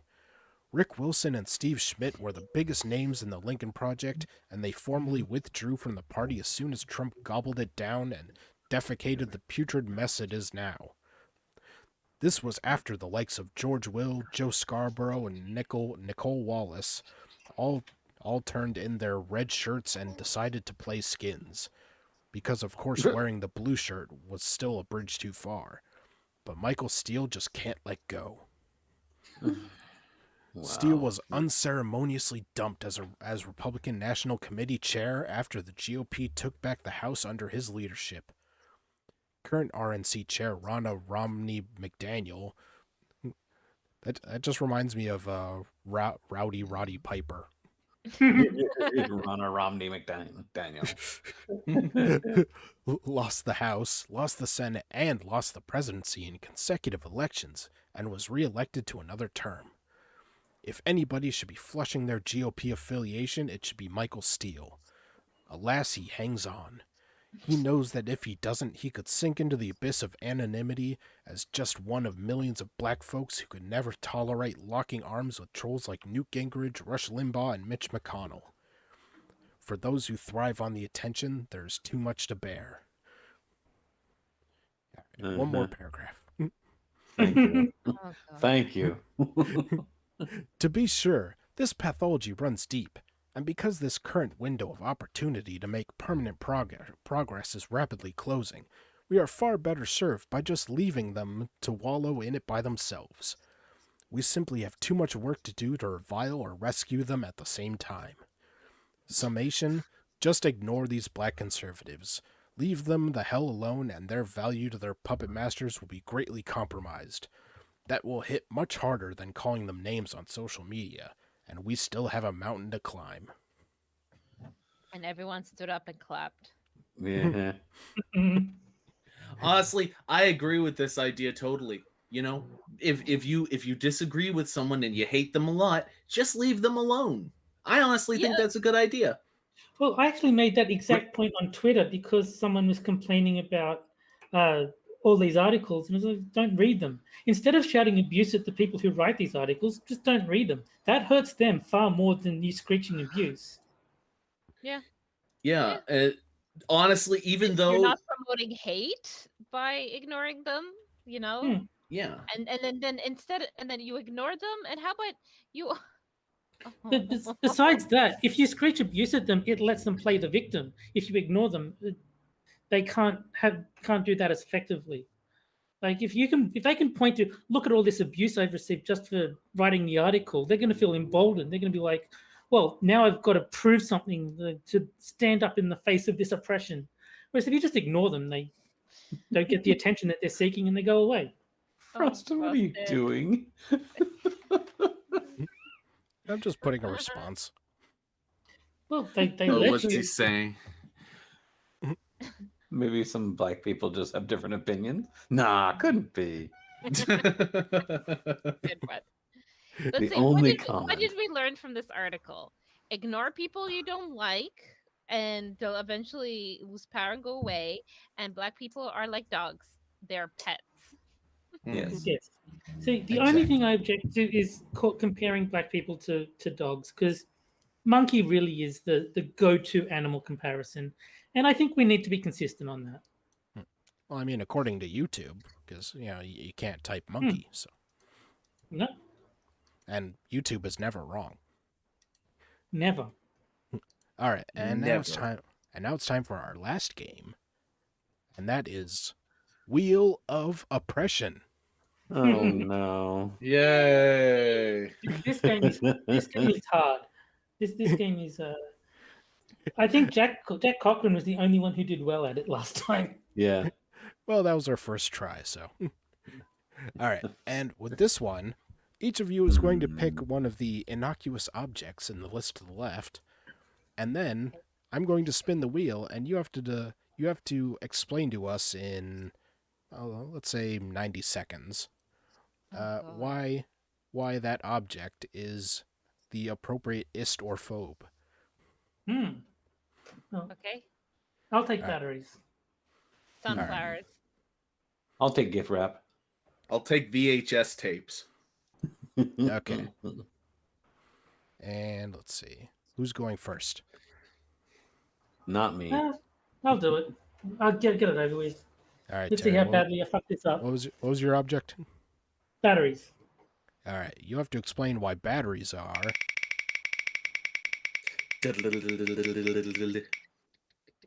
homophobic. Oh, see, the easiest thing about that is the batteries go in dildos, or vibrators rather, and so only people with vaginas can really get the best use out of a vibrator. And so if you happen to prefer a partner of the same sex and you're a male, there is no vagina for you to insert the dildo. So batteries are oppressing you by forcing you to not use vibrators in the optimal manner. And it's disgusting. Can I just say I came up with what I think is a brilliant one. Batteries are homophobic because you can only line them up positive to negative, but never positive to positive or negative to negative. Okay, that works too. All right. And who wants to go next? Go ahead, Jack. I'll go next. All right. What was your object? VHS tapes. All right. You have to explain why VHS tapes are ableist.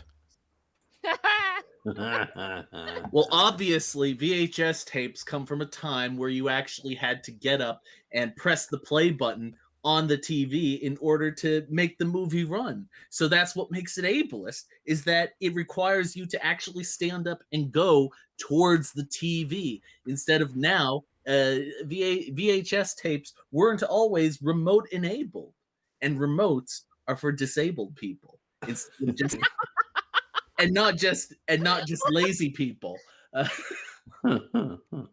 as we all know. And also, those VHS tapes, they might contain ableist material, like that scene from what is like running scenes of people running on the beach. What's that one with Chariots of Fire? If it has Chariots of Fire on it, totally ableist movie. Totally, not one person running on that beach is in a wheelchair. Not one. True, I just hope not. Wheelchairs of fire. Yeah. That's because that would have been the ultimate chariot of fire right there, is a wheelchair on fire. A bait and switch movie. All right. Moon or Sora? Which one of you is I'll going go next? next. I'll go next. Oh, All right. What was your fine. object? I'll go last. I'm gift wrap. All right. You have to explain why gift wrap is. Oh God. Oh, you landed on the new white privilege Oh, square, Yay. which means you get to choose. Oh, good. The white privilege square. Why is gift wrap racist? All right. I'll tell you why gift wrap is racist, because more often than not, you're going to find out that black people, they just can't afford gifts, so there's no gifts available that they have money for, because they aren't paid enough. And that way, if you don't have gifts, you can't get gift wrap. And if you can't get gift wrap, then that means the system is totally racist against you. So you got to have money to buy the gifts, and you got to have more money to buy the gift wrapping. And if you don't have either of them, then clearly we have a problem here. So gift wrapping is completely fucking racist. Also, because if you ever notice, the inside of gift wrapping is always white. So clearly there's some white privilege there with gift wrapping. So no money equals no gift. No gift equals no gift wrap. So that is why gift wrapping is racist. Those goddamn white people. Jack says, do they know where to buy gift wrap? No, of course not. It's the same place they can't find the cigarettes. or IDs. All right. And Sora, you had sunflowers? Yes. All right. God. You have to explain why sunflowers are Colorist, watch me colorist. Oh, we have another white privilege. Woo! Woo! There's a lot of privilege on Yay. this stream. Rigged for her pleasure. All right. So choose which one you want to use to describe sunflowers. Oh. Should do something different, shouldn't we? Yeah, let's do colorist. All right. How are sunflowers colorist? Well, sunflowers obviously have very different colored components. And we only really like sunflowers that look like the sun, that turn with the light, that bloom this beautiful orangey goldenrod color that just makes everyone smile and be happy. Nobody likes a brown, dried up sunflower. Nobody likes that. So they are obviously oppressed, looked aside, thrown out. It's horrible. The kind of oppression these poor dried brown sunflowers feel, nobody wants them. They want the beautiful, vibrant, light, bright colored sunflower. And not to mention the sunflower seeds themselves, right? Nobody would have liked them if they were all black. It's because they're both white and black striped do people like to eat them. They feel friendly. They're welcoming. What a tasty, wholesome snack. Now, if they were all black, oh no, no, no, it could be poison. That could be bad for your health. Those thug No. sunflowers. That's why a sunflower is colorist. Yay! All right. And now we'll leave it up to the chat of who did the best job describing why their object is oppressive. Oh, we already got a vote for Sora. Of course. Of course, they're gonna bias. vote for Sora. Everybody loves Sora. I did like the gift wrap. I thought that was quite clever with the backing. That's quite good. I think there's a lot. I did like Gamer Valine's comment. Dad went to buy gift wrap 13 years ago. I don't know what's taking him so long.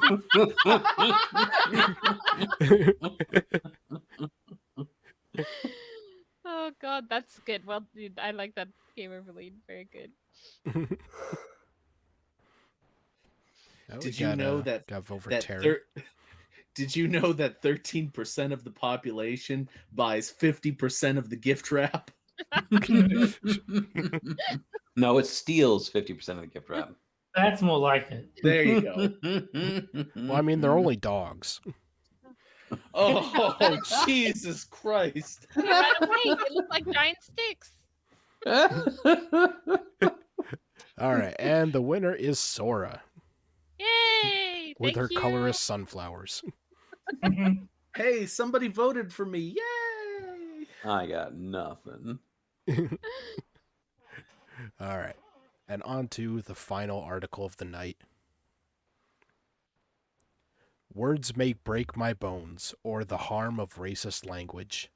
Yay. Oh, None of these great. goddamn. You can throw a fucking rock right into my fucking eye, make me blind, but if you call me something, oh my god, that's so horrible. Look, all I'm saying is, if the word nigger is not in the article, then it's not It about is. racist. It's got asterisks in it. Okay, well, my one condition has been Horror.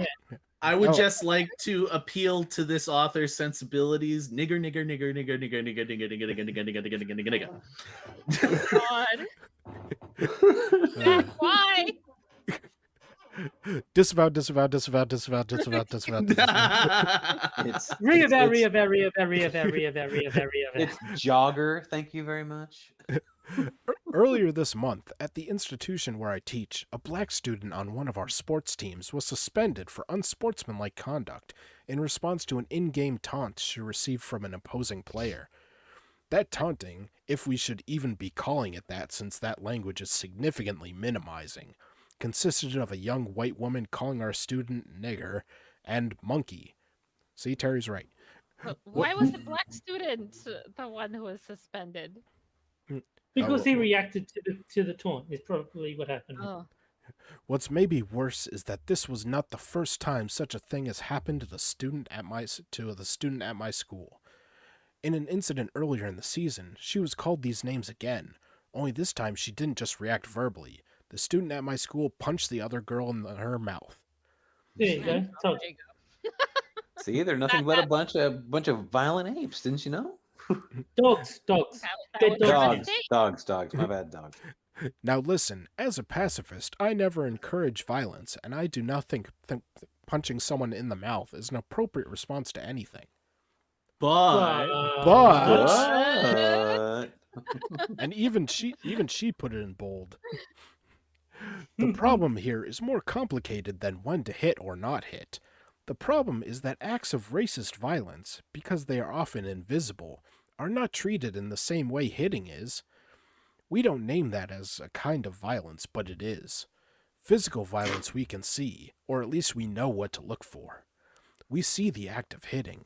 We see the consequence of the pain caused. Someone falling to the ground, tears. We see the bruise left behind. But when someone hits with violent language, or when the structures themselves cause harm and protect the behaviors that allow that violence to propagate, we often do not have the language to quantify that, to name that, or to estimate the damage that is done. Because it doesn't exist. It's just words. I Get over it. only wish there was some way to non-verbally communicate the massive jerking off hand motion I'm giving right now. Look, I know Sora's on the stream and you're excited, but please wait until after we're off the Have Uh, some self-control, man. air. I'm only a man after all. it, it gets framed as a sort of petty assault, like stepping on someone's foot or bumping into them in the halls. It is framed as inconvenient but not violent. Because it's not Unfortunate. violent. Shut up, Terry. You're being racist. Unfortunate but not harmful. And that, friends, is the conversation I want to have. I want to talk about the violence of racism, especially the violence that we struggle to see. This conversation about what counts as racist violence has bubbled up many times within the last week. When Duchess Meghan Markle made claims of racist treatment she received from the British royal family, the immediate response by many was something like, sure, ignoring her demands for mental health care was poor form, but was it really racist? That claim comes because so many have a narrow definition of what racist looks like. If someone is not yelling N-words at black people from the back of a pickup truck or donning a Klan hood while lynching a woman in a tree, well, I think they mainly lynched with black guys, but whatever. Yeah, that should be lynching a black man in a tree. No, Yeah, but this is good news because I don't own a pickup truck, so I can call anyone a nigger and it's fine as long because I don't have the second requirement. There you That's go. right. Clearly. Found the loophole. So there you go. I'm not racist after all. Some claim what we are discussing is not racism. The word has much ambiguity. Rather than understanding our definitions of racism as insufficient, many think the claims are overblown or make excuses about what else it could be besides racism. This ambiguity is the reason why someone like Sharon Osbourne can demand from co-hosts of her show, The Talk, that someone prove to her that racism exists and boldly declare that no one, especially her black co-host Cheryl Underwood, gets to cry about it. Look, if Whatever. you're on a TV show with that much viewership, you are not oppressed. No. No. And especially when you're probably being paid hundreds of thousands, if not Yeah. over $1 million Yeah. for your participation. Mm-hmm. Yeah, but when they're Yeah. not filming, she has to work the fields out back, so Taking costs during lunchtime. See, look Where do at you this. think the cotton for their clothes comes from? It makes sense. See, look at this. This person is taking someone's claim, someone asking for evidence, and say, "Well, they just don't know." No, you don't know. You don't know because you're about to reply to someone asking for evidence by not giving them any evidence. sounds like Jack Well, is white-splaining. Yeah, asking for evidence is racism, dude. Be better. Educate yourself. Yeah. Osborne both denies the racism and the pain it might cause. Other examples abound that show how perpetrators of racist violence and their defenders are often allowed to adjudicate for themselves what parts of their behavior do and do not count as racist. The most recent example we saw with former President Donald Trump's dangerous suggestion that Asian-descended people were somehow connected to the coronavirus spread. Few news outlets took seriously the claims of Asian communities about what harm that language was causing, until an Atlanta area man targeted 3 separate Asian spas and killed 6 women of Asian descent. And a couple of whiteys, but those don't Yeah, matter. of course. Yeah, the women don't, or the white women don't matter. Even then, police officials granted the murderer the benefit of the doubt and suggested that such targeted racial violence might actually be attributed to something else instead, like sex addiction or a really bad day. Look, if 8 people are dead, that is a really bad day. You can't deny that. Because I often Or turn to just another day in Atlanta. So, you know. Because I often turn to literary texts to help me find clarity in these conversations that feel too baffling for words, I am reminded here of the Harlem Renaissance poet Countee Cullen's 1925 piece entitled Incident. In it, he writes, "Once riding in old Baltimore, poetry. You can go to Jack Gunziger's channel for that. This poem emphasizes the significant harm words and acts of racism can cause. Some might read this poem and find themselves coming to the defense of the offending child for what they might call an act of innocent ignorance. We instead are challenged to shift our gaze to the child who has been harmed. This child, the one who was once so excited about this summer trip, has his joy and innocence stripped away by this racist and violent act." The poem is about someone being called the N-word. That's Which it. N-word? Hmm? Which N-word? I don't know. Yeah, it's too ambiguous. They really should specify. Exactly. Let's see.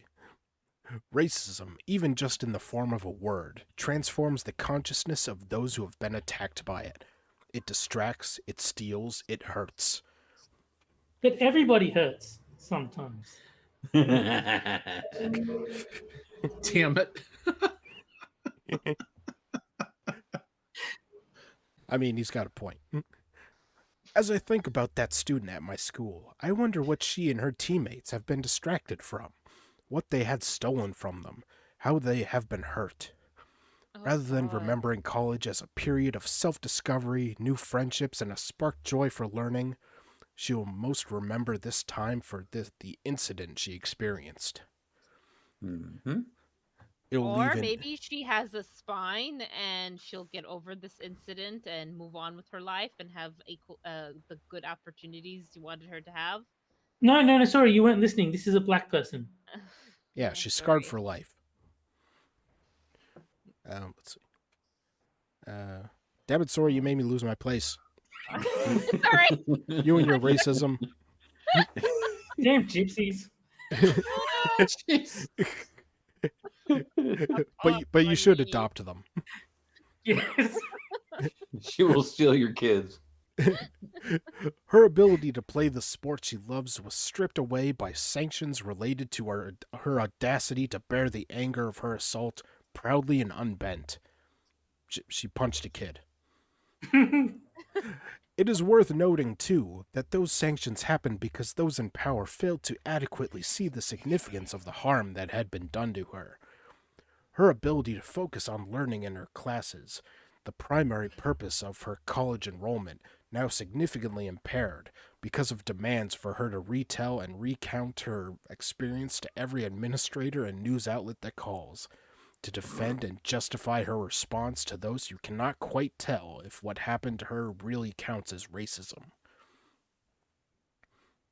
We understand why someone who is punched in the mouth reacts as if they are injured, but since we don't see verbal abuse as a strike on the body, any objection or response to it seems to many over the top, excessive, rather than appropriately proportional to the harm experienced. This reaction is the consequence of color blindness. I take offense to that. I am colorblind, and I'm offended. Well, then you have to hunt down this author and punch them. Consider it done. The pain experienced by people who are racially othered is rendered invisible. Then she goes off about Lovecraft Country. Chickabobo? Yes, the name of the episode, apparently. And she uses the spelling of folks with an X. Oh, Oh, God. boo. Oh my God. Ugh. Terry, I think it's time to invoke our CHINX. No. There's nothing wrong with FOLX. It's a perfectly gender-neutral term for what was already a gender-neutral term. Your term, yeah. Yeah, no shit. Wait, actually, it's where's the X? Is the X for the O? FOLX. FOLX. Oh, okay. What would it take for... It's a perfectly cromulent word. Exactly. What would it take for non-people of color to see how black folks and so many other people of color hurt before they come to the point of breaking? What if every time black folks are assaulted, they take the charge, fall to the ground to make fully visible the hit and the harm? And people will think they're retarded. Isn't that also called like HR complaints, student body complaints? You have outlets out there where if it's something actually serious, you can go and make that complaint. Can we, like everyone else? Mm-hmm. I would just like to say we as a society need to stop bitching about everything. We live in a society. Because this just, every time someone has the most mild, innocuous complaint about everything, people take them deadly seriously. Why can't we just tell those people to shut up and get on with their fucking lives? Well, I do. I just like the suggestion. I like the suggestion here where if someone insults you, you drop to the floor and act as if you've been punched. And that's going to make people take you more seriously. Uh-huh. Yes. That would be incredibly entertaining. It would be like watching a professional soccer game. Yeah. On second thought, watching a professional soccer game is not entertaining. French. Oh, if you've ever seen one of those videos, Sora, I mean they'll just like a gentle breeze across their ear, and they'll just fall to the ground like someone just punched them. Yeah, my personal favorite's still the ear flick. Guy flicks him in the ear. He grabs onto his head in pain, falls down to the ground, and rolls around. Yeah, like he just got like hit by a sledgehammer in the face. Oh, it's beautiful. They are wonderful. Perhaps then people could better understand how much damage is done and how much it hurts. If only each subtle cut, each macro and microaggression bled proportionate to the harm that it caused. Actually, it does. It does. It bleeds exactly proportionate to the harm that it does, especially in the case of microaggressions. Yes. I'm just picturing like someone asking, like a diverse person, hey, where are you from? And then all of a sudden blood spurts out of their jugular. Would certainly make these articles more entertaining. Yes. But where are you really from? The funniest part is they would imagine all these things long before anyone actually said it to them, and they would just bleed out immediately and die. I think the closer a white person's hand gets to their hair, the more they bleed. I think this would make a great slasher movie. Just someone chasing after black people, but using microaggressions to kill them. I would watch that movie. Don't run away from me. I was just asking where you're from. Can I touch Very your well hair? spoken. I touch your hair. Hi, I have these normal colored Band-Aids for you to wear. You barely have an accent.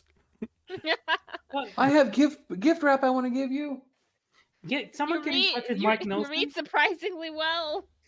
Yeah, you're very articulate. You're very articulate. Yes, that's the one. Someone get in touch with Mike Nelson and Trace Bolio and Frank Conniff and get them to riff this a movie once it's made, because that has to be done. And I yeah. just thought of the perfect name for it. Friday the 13th Amendment. There you go. Wow. That is beautiful. Well done. Well done. I just thought of that like later on Friday the 13th sequel, the one called Jason X, and I'm thinking maybe they were ahead of their time. Jason's. Maybe, yeah. J Songs. It's not Jason, it's J Songs. It should have been JASXN. That would have been better. Then we collectively might do a better job of taking immediate action to mitigate further damage, hold others accountable for the harm, stop the bleeding instead of cutting more with our inaction, apathy, and disinterest. Oh dear. I wonder if we could change how we respond to these moments, rather than trying to quantify how much harm has been done, or whether or not the thing that occurred really counts as racist.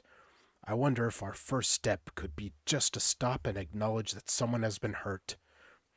I wonder if we could do what we would in any other situation where someone is in pain. Offer our sympathy, offer comfort, offer our awareness, and make visible others' pain. Make it visible? I kind of Can't see the cut them. No, just a quick shout out to Dr. Kiev. He said Friday the 13%. I think that is Oh, brilliant. that is well done. clever. Well done, Dr. Keith. That's a good one. I just kind of want, you know what I want to do to a person like this? I want to hold them down and like hold them in a position where they can't get up and just like sit on them. Just like sit on their back and they flail their arms and punch the ground as hard as they can. Ah! And I'm not going to get up until you stop being a little bitch. No, Just sit on their back, maybe put their knee on their neck, you know. Yeah, I was going to say, Jack, you lose points for sitting on their back and not kneeling on their neck. That was an oversight. Just like kids whose caregivers kiss their boo-boos when they stub their toes or scrape their knees. Oh, so basically she's admitting they're acting like children. We need to respond immediately with understanding and compassion. Even if we aren't always able to fix the hurt, we do have the ability to soothe with our capacity to care. Obviously, this is not the only action that needs to take place, but it indeed allows us to begin by centering the often marginalized experiences of those on the receiving end of this kind of violence, but at a most basic level, acknowledging it as such. You know what this person is like? Oh, sorry. You go first, Terry. No, I was going to say, that doesn't matter. I've lost it. You know what this person is like? They're like some... Shit, I lost it too. Oh, no.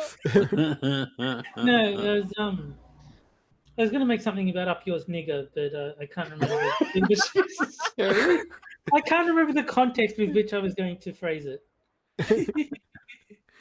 No, I think that this person clearly was like offended by something, and then no one came to comfort them, and that is the impetus of this entire article, is them not getting their little fifis jerked off by some random stranger in the street. I'm just picturing them singing the song from the third Austin Powers, Daddy Didn't Care. No, Daddy wasn't there. Daddy wasn't there yet. Daddy wasn't there. It seems he didn't care. Have an issue? Here's a tissue. That was not funny. What were you saying, Sora? The gamer Valine in chat says, like, I was taught to walk it off. Yeah. Like, Yeah. what's the sticks and stones? The whole thing? Or I'm rubber, you are glue? Whatever you say bounces off of me and sticks to you with a punch in your mouth. Okay, No. what are people learning right now? What kind of now obviously they're learning to seriously speaking, you can bully someone to the point of actual harm, sure, but like, come on, Jesus Christ, agrees. grow grow a spine. Just grow a fucking spine. You people like this, extinction happens for a reason, folks. And if it is to happen to any group of people, I kind of hope it happens to this one because they're a bunch of fucking pansies. Bunch of fucking pansies who can't listen to mean words without creaming themselves in anguish. I've been using a lot of masturbation terminology tonight. I don't know what that says. Anyway, I think you're a little just a little frustrated there. Maybe take a break afterwards. You know what I mean? Yeah. What group of people are you saying you want to wipe out, Jack? Just for the record, just out of curiosity. But a bunch of the baby types. Oh, Not black people. Not black people. Don't worry, I'm not going there yet. I'm talking about people like this who hear a word and just suddenly freak the fuck out. Like, why is Jack, Jack wants to kill babies. Is what I got from that. We'll just rename him Genocide Jack. Mm-hmm. No, I'm just gonna go. I'm gonna go back to my default stance from the beginning of this program and suggest that this author kill themselves. No, Just but die. I actually did play a video game with a character named Genocide Jack, so that's pretty cool. Just to this author, just kill yourself. That's all, and then you won't have to deal with all this troublesome microaggressions anymore. That's all you need to do. Yeah, it's like help make their pain visible. Oh, so when someone gets a microaggression, we should give them a bruise or something to make it visible. Yeah. Look, if you're suggesting that we start punching black people in the face, okay. In for a penny, in for a pound. All right, if I'm gonna get lectured, it might as well be for something real, All right, so we should stop helping people in Africa. Also, we should start punching black people for the sake of ending racism. Yes, because they're dogs. Absolutely. You got to mention that they're dogs as well. We learned a lot today. I feel very enriched. Thank you. And also they're ugly and gay. No, just you, Jack, and you and Moonshock. Well, that's all I had for tonight, gentlemen and lady. And lady. So But she can sass just like the rest of us. So I'll just shill out my co-host and guest. Let's see, Jack Gunsky has Quippers United on Sundays at 7 p.m. Eastern on his channel. Let's see. Don't show up. It's awful. It's no fun at all. Nobody likes it. Nope. And none of these people, everybody else quit. So Terry, Frosted, and Moonshock, they all just vanished. They're not coming on anymore. I don't know why. It was just 1 week. It was just me there, and I had to play all the games by myself. And don't ask me how I did it. It was a miracle. You win? No. That's just what he calls masturbation. Yeah. No, masturbation. I always win. Yay! Good. It's the only game I win at continuously. That's not confetti that comes out, right? It's his mom's face cloths that lose. And let's see, Moonshock has his gaming channel on Twitch, which is linked in the description, where he plays games that are inferior to Super Seducer. Obviously. And let's see, Terry is on this.